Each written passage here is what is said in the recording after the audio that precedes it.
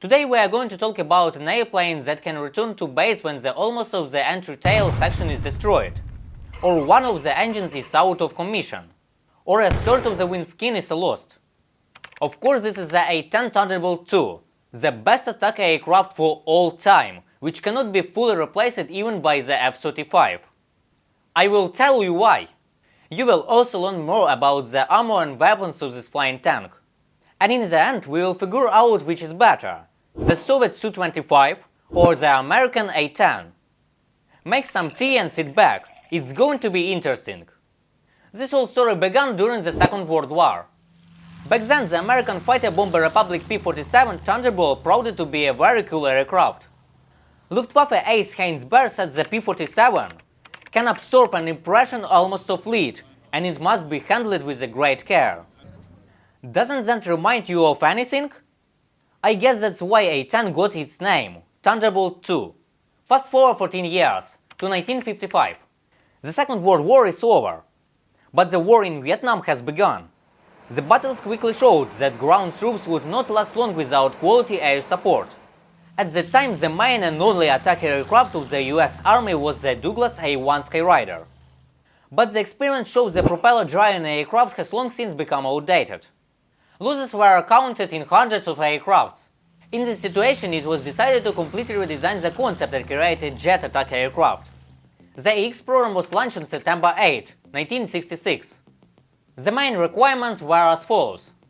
Build the aircraft around the 30mm cannon, which would allow it to destroy any Soviet armored vehicles without any problems. Oh yes, that 30mm gun, the hallmark of A10 Thunderbolt 2. The maximum speed would be at least 740 km per hour. The aircraft would have to carry 7,300 kg of payload. The flight radius was about 460 km. The hull armor would have to withstand shells of at least 23rd caliber. This is a serious statement. The price is $10.5 million per unit at the nowadays exchange rate. For comparison, the price of the F-35 ranges from $83 million to $108 million, depending on the version. A number of companies started working on the project, but in the end the Pentagon settled on the Northrop YA-9 and Fairchild aircraft YA-10 prototypes. By the way, the later company had a bit of a sad story. It was bought out and closed in 2003. Now it's owned by the Israeli company A-10 Systems, and production is focused exclusively on the manufacture of aerospace parts and support services. But let's get back to the prototypes. Based on the results of comparative tests in 1973, the Fairchild Republic YA-10 project was selected, which showed the best performance. This is mainly due to a rather unusual design scheme. The engines were shifted back and raised relative to the aircraft's axis. That is, they are additionally protected from ground fire. In addition, the double tail covered and more effectively masking the heat trail. This made it possible to seriously complicate the heat of the man-portable air defense system. As the practice of subsequent conflicts has shown, the A10 can withstand at the minimum one such hit and return to base. In addition, the Fairchild Republic aircraft has proven to be really easy to maintain.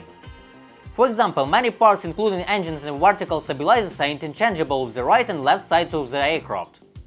By the way, during the test, in addition to the usual prototypes, there was a truly unique machine. Meet the YA-10B. Its main feature is that it's a two-seater. The second crew member was supposed to ensure the vehicle's operation at night and in bad weather conditions.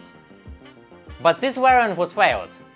Today, the only existing prototypes located in the Edwards Air Force Base. What happened with the YA-9? Only 2 of them were built, and they are all in museums. But don't you think it resembles another attack aircraft, the Su-25? It is believed that Soviet engineers took this project as a basis when developing their own aircraft. But back to the YA-10.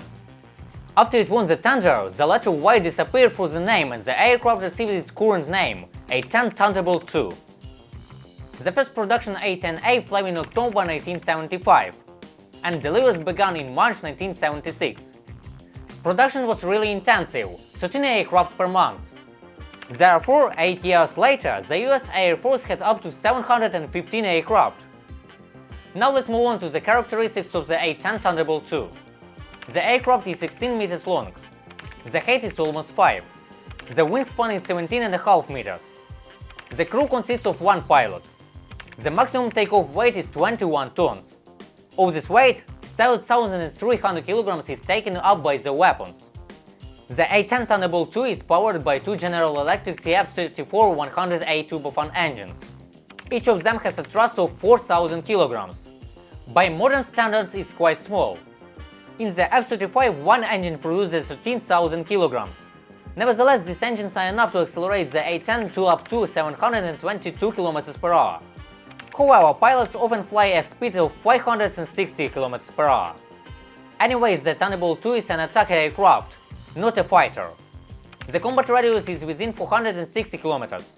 And this figure takes into account 30 minutes of combat where the aircraft directly supports the troops.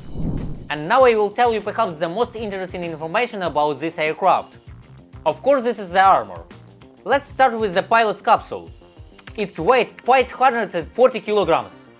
The thickness of titanium aircraft armor in this area ranges from 13 to 38 mm. This allows it to confidently hold 20 short caliber shells, and sometimes even protects the pilot from indirect hits by the 57 mm ammunition. The front windshield and dome also weigh a lot, 25 kilograms.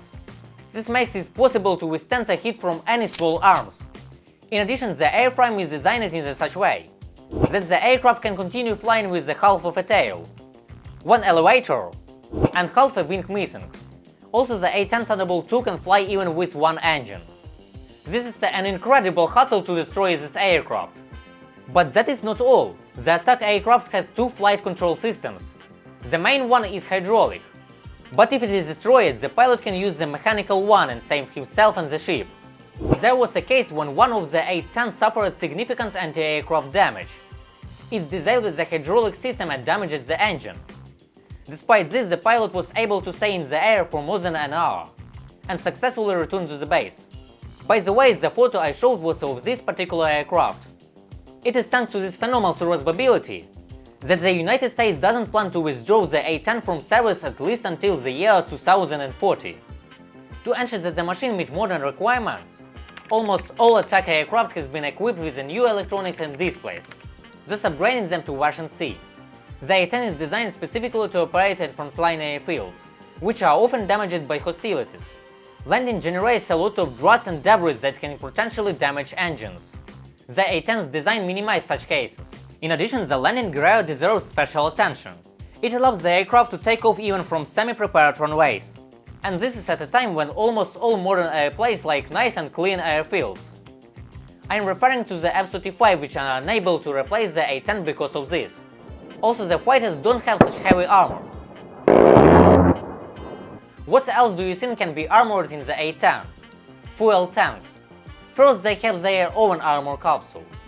In addition, they are divided into 4 compartments that can self-seal in case of minor damage. Even if a 12.7 mm bullet penetrates the tank, only a few liters of fuel will leak out, and that's it. And if the projectile even more powerful, there will be 3 more compartments left. And even the plane loses all 4 tanks, there are still 2 backup tanks, which will be enough to 370 km of flight. The survivability is just phenomenal. During the Gulf War, A-10s flew 8,100 combat missions, and only 4 vehicles were irretrievably shot down. Moreover, only with surface-to-air missiles. Now let's move on to the weapons, which also have something to talk about. Let's start with the A-10's hallmark, the GAU-88 Avenger 30mm automatic cannon. It was designed exclusively for the task of an attack aircraft. The GAU-8 is 7-barrel rotary gun that has an impressive rate of fire, either 2,100 or 4,200 rounds per minute. And that's 70 shots in 1 second. 1 and 70 rounds hit the target. The mode of fire chosen a pilot. As for the accuracy,